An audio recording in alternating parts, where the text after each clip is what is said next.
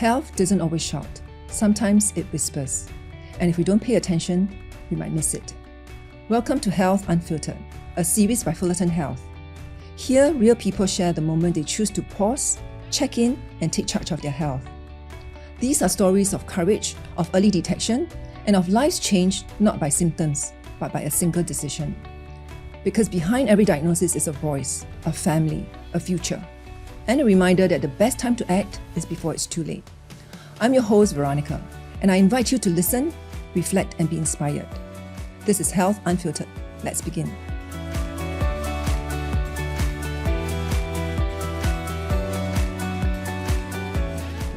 Today, we are joined by someone whose quiet strength and grounded wisdom will leave a mark on your heart. Meet James Quek, a man of faith and someone who just a while ago was living a life as usual, until a routine health screening turned everything upside down. Diagnosed with stage 4 kidney cancer without a single symptom. This is a story about second chances, quiet courage, and why sometimes the biggest decision start with the smallest checkup. Good afternoon, James. Good afternoon, Thank you for Veronica. joining us. My pleasure. Share a little bit about yourself. I'm from Malaysia. I'm born in Penang and came here to study in the university. And 4 years ago, I received the Singapore citizenship. Oh, congratulations. So like what you say, I think life was quite smooth for me. Yeah. Until last year when I think it was diagnosed with this cancer. Before your diagnosis, right, what was your lifestyle like, your health? How do you take care of your health? I think in general, I take good care of my health. I'll go for exercise, swimming, take good food. But there are also indulgences. Like sure. I'll have a lot of durian or seafood, high protein food, late nights, wine and so on. And exercise is a little bit half-hearted. And I think one key thing is that I do not drink enough water and do not sleep enough. So on the whole, I think I was in relatively good health, but could be better. Was there a reason why you went for this health screening? Did somebody nudge you or did you feel unwell? Was there any symptoms? This is the health check is part of my company's employee benefit. Yeah. So I will go for the health check every year. Every year. But because of all this good food, I was putting on weight. And then the kind doctor actually suggested that why don't you do an ultrasound of your abdomen just to see whether there's anything. But there wasn't any symptom at all. Yeah. So I think through the ultrasound, it was discovered about this growth that one thing led to another. What was the instant, your emotions or your feeling at the instant when the doctor told you that, James, you have stage 4 kidney cancer? In a strange way, I find it a relief because it was found out. Okay. So that it will not be like hidden and then nothing is done and it will be too late. So while it's a bit late, but it wasn't too late. So it was good that it was discovered. And of course, I think that threw my life into a little bit of disturbances. Not a little bit, quite a bit. Quite a fair bit. Quite a fair bit, yeah. So when I mentioned this to my friend and my family, I think everyone was shocked because there wasn't any symptom at all. Yeah. And I was in relatively good health, like what I say. Yeah. Who do you think in your family or amongst your friends that has taken this in the most difficult way? I would say that my sisters, I have 3 sisters. Wow, okay. Yeah, and all of them are very caring. So I think they are very concerned, even worried whether anything will happen to me. Because I think stage 4 cancer sounds like it's Scary. A death sentence. Yeah. And for my church friends and other friends, those who are close to me, they are also concerned. But I think because they are also men and women of faith, they have been starting to pray for me and coming alongside to see how they can support me in practical ways. And are you the youngest in the family? No, or on the contrary, actually, I'm the eldest. Yeah. Okay, so they must have been very sad when they heard that you had stage 4 and it must quite helpless, right? Yeah, I think it's a big shock to anyone. Yeah. I think for me, I can take it quite calmly because it happens to me. But if it were to happen to one of my sisters or my close friends, I think I'll be as distraught as they are. And it must have been a very long, difficult journey for you, right? Could you share with us a little bit about the treatment that you went through? After I discovered about this, the growth, it was quite a big one, about 5 cm growth. Within 1 month, I went to the polyclinic to get the referral to the renal specialist in Kutipwat Hospital to do a more thorough checking. And to my shock, within 1 month, that growth, it grew to 10 cm. Wow. So it was like 100% growth within 1 month. And the doctor told me that there's no way they could ignore it or do further testing. They advised me to do the surgery immediately.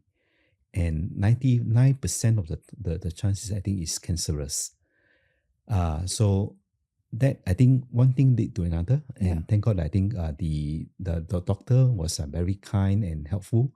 I could get a very quick date to do the surgery.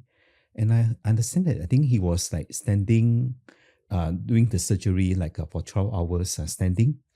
It must be very intense for him as well. Yeah. But he did a very good job of cleaning up the whole cavity so that there isn't any cancerous cell as far as he can do it. So I think that was what happened. I think within 2 months after the finding from health report, I had my surgery and I was on the way to recovery. So it was actually amazing. For stage 4 cancer, yes, right? correct. Yes. Yeah. Was there a moment that was the darkest for you, that was very difficult for you to, through the journey or through the treatment, right? Was there a moment that was very difficult that you feel like giving up, that that brought you to your knees?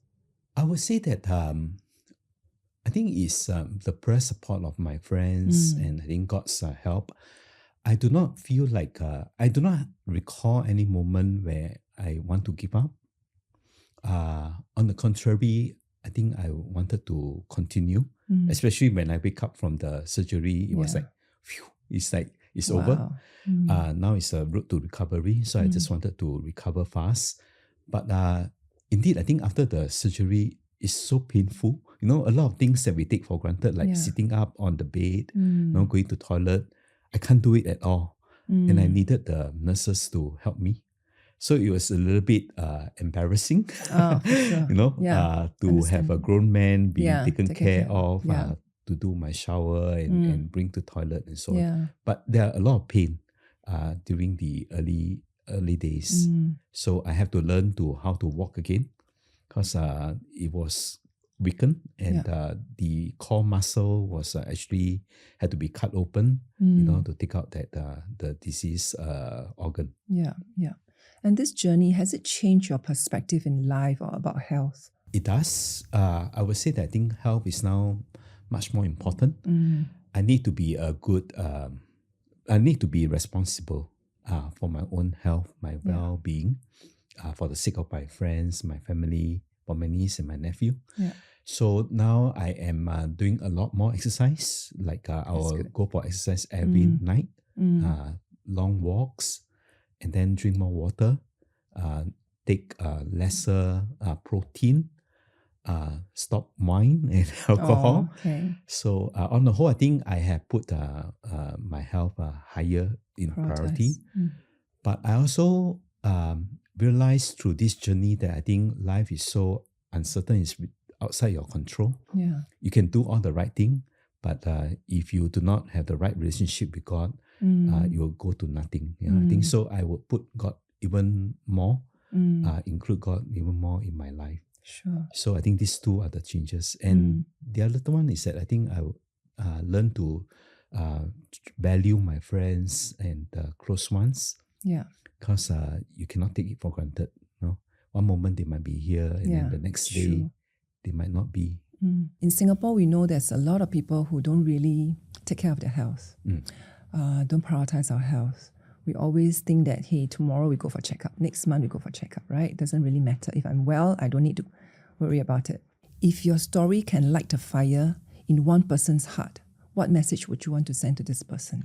I'll say that please go for the checkup today or make an appointment today because I think it is very important to detect it before anything more serious will happen. if I may use the Chinese words, Sure. 病从浅中医 means the thing, if you are sick, if you are discovered when it's very early stage, Yeah. the chances of recovery is so much faster and better. Mm. So I think that will be my message to the Singaporeans or the people who listen in, that they should really prioritize their health over making money. Yeah. Even making plans for your family, important though they are, I think your health should come first. Because if you don't have the health, how you wouldn't be able to be there to take care of them. So you need to be responsible, take care of our own health before we can take care of the people that we loved. Yes. Thank you very much for your message, James, and thank you very much for your time. You're welcome. And we're very happy that you are very well today. Thank you very much. Thank you. Thank you. It wasn't pain or symptoms that brought James to the doctor. It was a simple decision to use his health screening benefit. That decision caught stage 4 cancer, early enough to save his life. Health isn't always loud. It doesn't always wave a red flag. Sometimes, it's the quiet choice that matters most. This is Health Unfiltered. Thank you for watching.